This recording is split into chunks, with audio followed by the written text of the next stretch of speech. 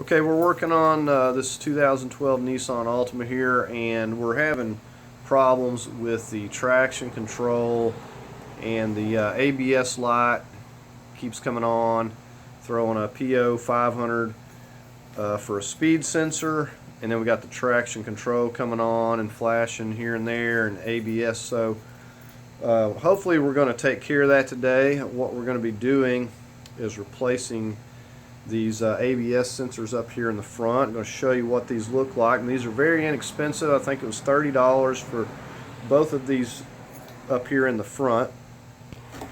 Okay, so here is our sensor. We'll go ahead and take this out, and sometimes it takes a while for this light to come on, and you can be driving it on the interstate and it'll pop up and then it'll go away. But this is the sensor that we're going to be replacing here. And we're going to have to remove the wheels up here in the front. So we're going to go ahead and get started now. First thing we want to do is chalk these rear wheels front and back. Okay, for starters, we've got a 21 millimeter. We're going to go ahead and break these lugs loose.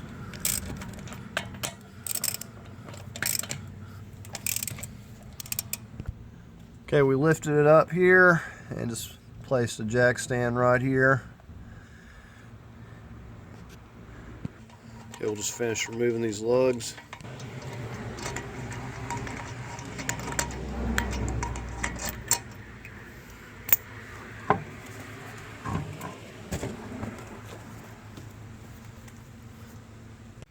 Okay, with the wheel off, we can come in here and we can see where our ABS sensor is located. So we got a 10 millimeter bolt, and then it just wraps up here, goes around the strut. It has these rubber grommets holding it into place, and then it just wraps back around, and another grommet right there, and it goes right up in here and it connects behind this panel. So there's not very many tools we're going to need to do this here. We've got us a 10 millimeter. We've got this trim tool or Phillips, depending on what type of push pin you have there.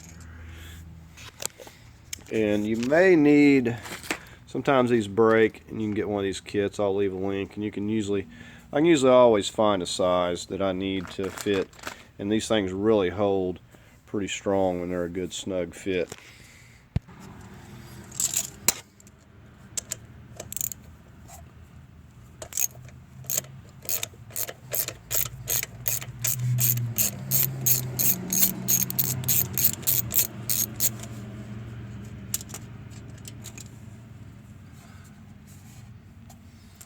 Okay, we should be able just to pull that right out of there.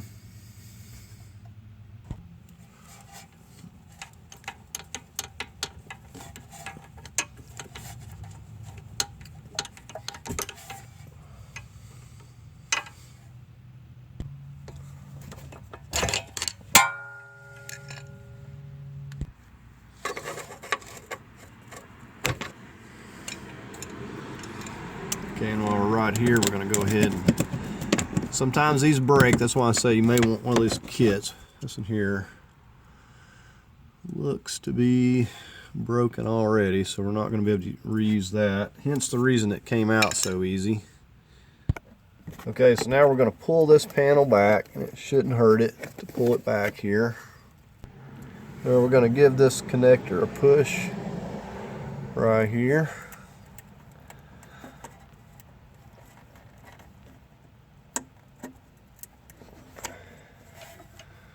Okay, and there we have that.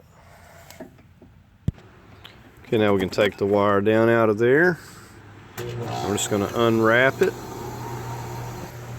So now we have this completely free. Okay, we'll go ahead and get our new one. And I think we're going to start by placing it over here where it bolts first.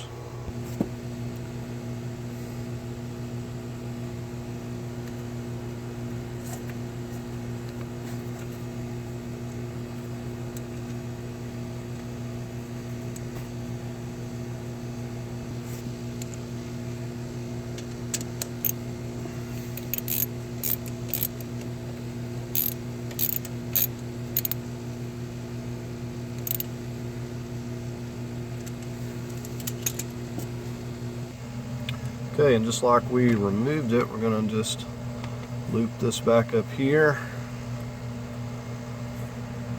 That'll loop around there. We're going to take this end, we're going to feed it right back up here.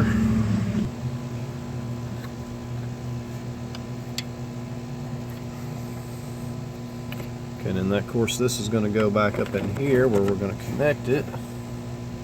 Okay, so we'll pull our panel back again. Okay, and we'll just make sure the little tab that we depress is pushed back this way.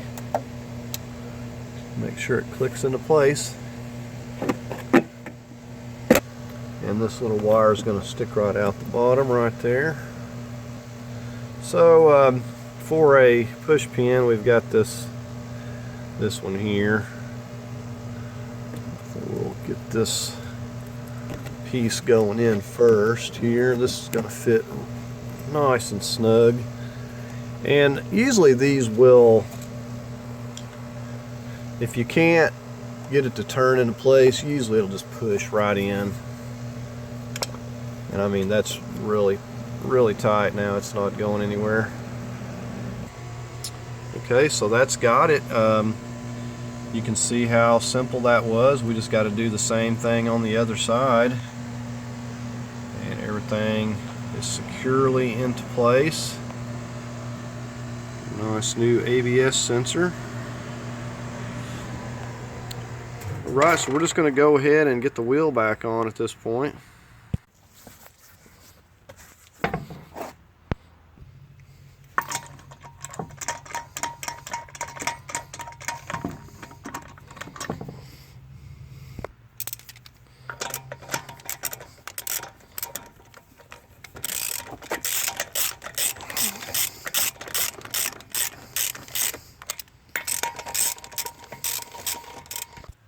Okay, we got the jack stand out.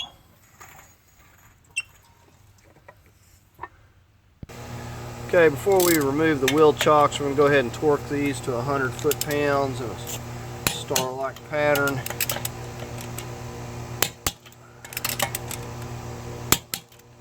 And once you've made a pass, just go around and just double check it.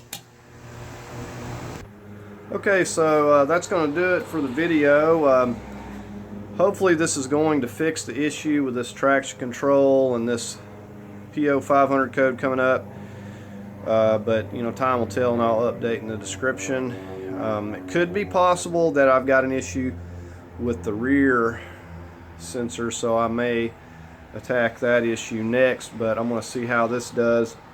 But it's definitely, I can replace all of these far cheaper than just the price of a diagnostic on a machine. So anyways, if after I replace these, if I still having trouble, then I'll kind of delve into it a little more. But anyways, that's going to conclude the video. I hope you found it helpful. If you did, give it a thumbs up. If you'd like to leave a comment, please do so. As always, I invite you to subscribe, and thanks for watching.